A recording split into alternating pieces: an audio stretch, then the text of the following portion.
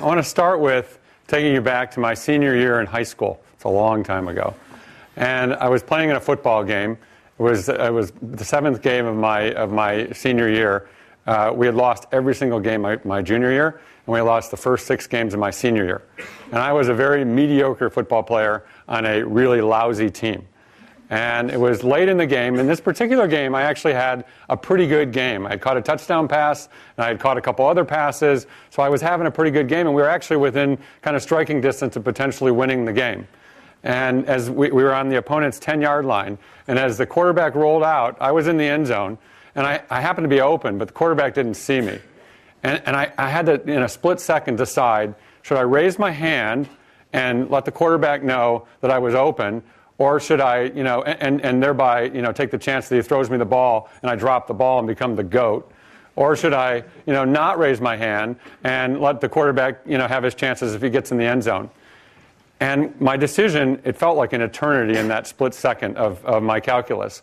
And I ended up making a decision that's kind of haunted me, but then formatively changed me for years. I made the decision not to raise my hand. And the quarterback didn't see me. He ended up getting tackled, and we ended up losing.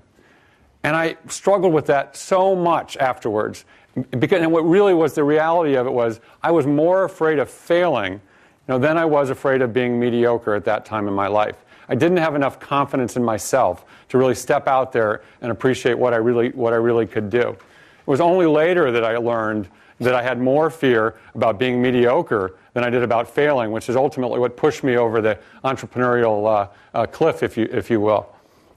The second one that I want to mention is failing at getting my lifeguard certificate when I was 16. And I thought I studied, I thought I did the practical exams, I thought I did all of that, but I failed miserably on both. I failed on the practical exam and I failed on the test. And for years, again, I agonized over how could I fail a lifeguarding test? How could I do something to fail something like that? But when I realized what it did for me, it was one of those formative moments that it taught me the rest of my life that I better out-prepare everything. So today, I'm not necessarily the sharpest guy intellectually in the room, but I will outwork anyone in the room.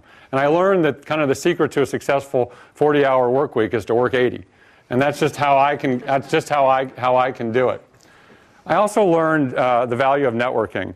I got a pretty good job out of graduate school because I went to a pretty good graduate school. I went to a pretty good graduate school because I had a pretty good job, before that. I got a pretty good job before that because I got a pretty good internship.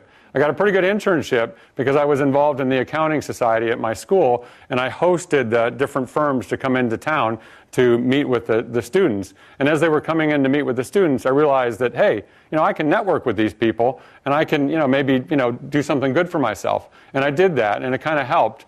And the value of networking is just so important, particularly at a younger age.